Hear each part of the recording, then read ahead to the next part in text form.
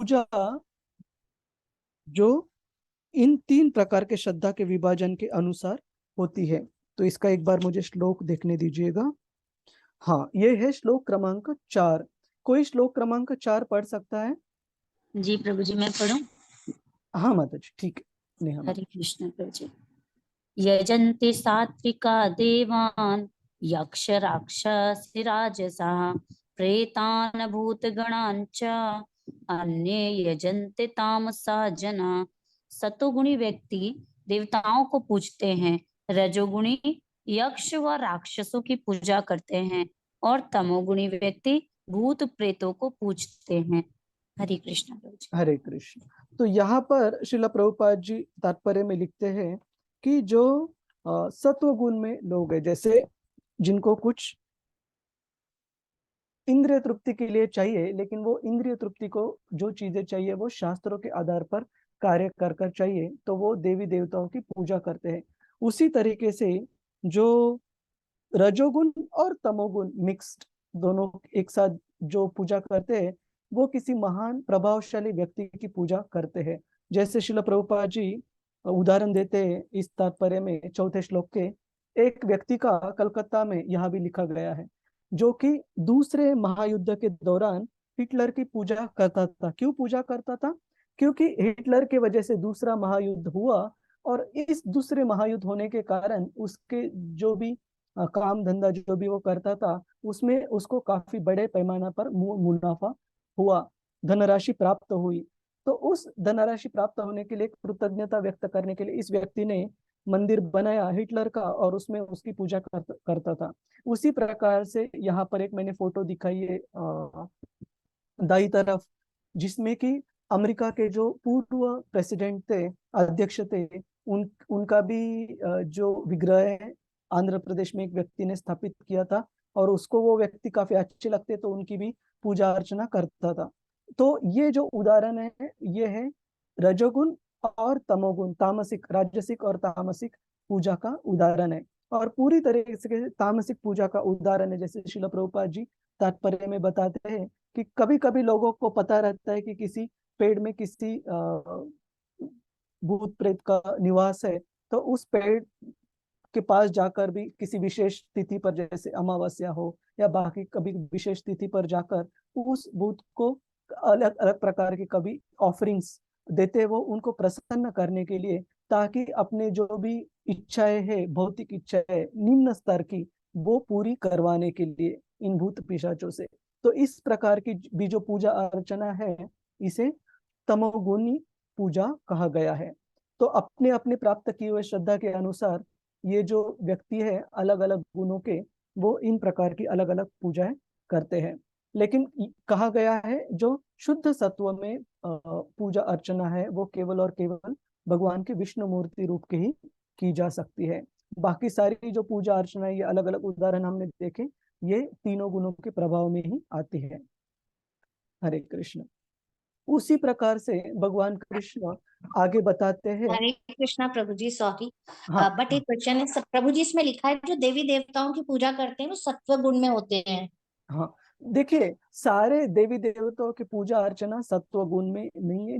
कुछ मैक्सिमम जो उदाहरण है, देवी देवताओं में भी कुछ कुछ पूजा अर्चना है। जैसे आगे आने वाले स्लाइड में भी आप देखोगे, जैसे शिव जी के कुछ कुछ पूजा पूजक होके गए, उपासक होके गए, उनको मैं भक्त नहीं कहना चाहता, क्योंकि भक्त केवल भक्ति में रहते हैं।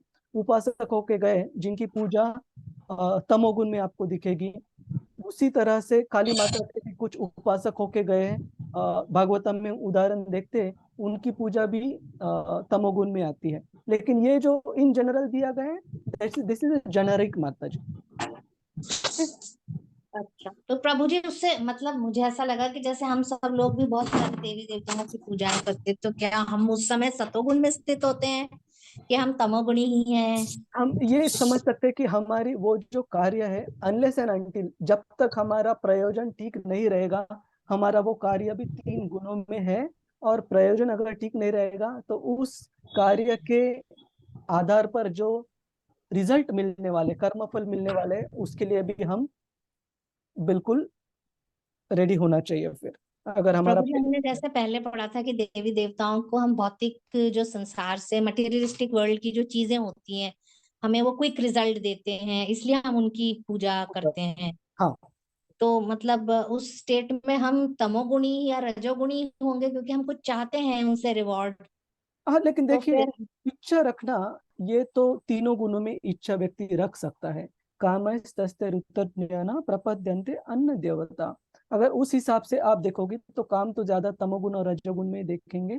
लेकिन इसके ऊपर जब हम सत्वगुण, रजोगुण और तमोगुण की चर्चा कर रहे थे 14वें अध्याय में, तब मैंने जी इस मुद्दे पर चर्चा की थी कि सत्वगुण का जो रिलेशन है वो देवताओं की पूजा के लिए भी आगे बताया गया है 17वें अध्याय में।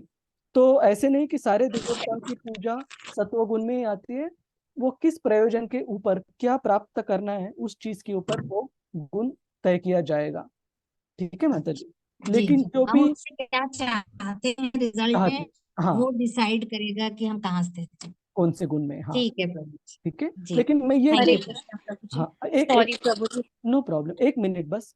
कि एक चीज हमेशा ध्यान रखनी चाहिए कि कोई भी चीज हमें इसलिए इंट्रोड्यूस नहीं करनी है देवी देवताओं की, जो भी पारिवारिक आधार पे चल रहे हैं वो भी, उसके लिए भी ध्यान रखना है कि हमारी चेतना ठीक रहनी चाहिए, है ना। स्पेशली भक्तों के लिए बहुत जरूरी है, क्योंकि हमें इतनी मेहनत से भक्ति को जुड़े हैं, तो हमें किसी कर्म बंधन में अटकना नहीं है अभी इस स्टेज में। जी प्रभु जी, ठीक है। धन्यवाद प्रभु जी। हरे हरे कृष्ण। हरे कृष्णा प्रभु जी। प्रभु जी, इसको इस तरह से भी देख सकते हैं कि जैसे हम श्रीला प्रभुपाद जी को अग्रगण्य मानकर पूजा करते हैं, तो प्रभुपाद जी के माध्यम से हम अपनी जो भक्ति है भगवान तक पहुंचाने की कोशिश करते हैं। तो इसी तरह से जिस तरह से ब्रह्मा, शिव, इंद्र, चंद्र, सूर्य देवता जो है ये भगवान के बहुत बड़े भक्त हैं। तो हम इन भक्तों की अगर हम पूजा कर रहे हैं, उपासना कर रहे हैं, तो किसी ना किसी तरह से हम उनसे भगवान के लिए हम प्रार्थना कर रहे हैं कि आप हमें उनकी भक्ति दीजिए। तो इस तरह से पूजा करना फिर गलत नहीं होगा प्रभु जी। ठीक। देखिए माता जी, ऐसे है कि आपको एक उदाहरण देता हूँ मैं कि प्रयोगशाला है ना, एक लेबोरेटरी है जिसमें हम काफी सारे केमिकल्स के साथ हमें रिएक्शन टेस्ट कर रहे हैं। लेकिन हमें बहुत सावधान रहना जरूरी है कि एक छोटी सी गलती भी काफी नुकसान सेहत को कर सकती है। उसी तरह देवी देवताओं की पूजा अगर घर वालों के परंपरा के हिसाब से भी पालन कर रहे, तो भी मैंने अभी जो उदाहरण दिया उसी तरह बहुत सावधान रहना चाहिए कि भक्ति में कभी हम स्लिप ना हो जाए, कभी मिक्स डिवोशनल सर्विस में ना चले जाए। ठीक है माता जी। तो ये बहुत महत्वपूर्ण मुद्दा है। मैं आपको मेरे पर्सनल उदाहरण से एक उदाहरण देता हूँ। रजनी माता जी, एक मिनट के लिए थोड़ी देर पॉज कर लीजिए प्लीज। ठीक ठीक, एक मिनट।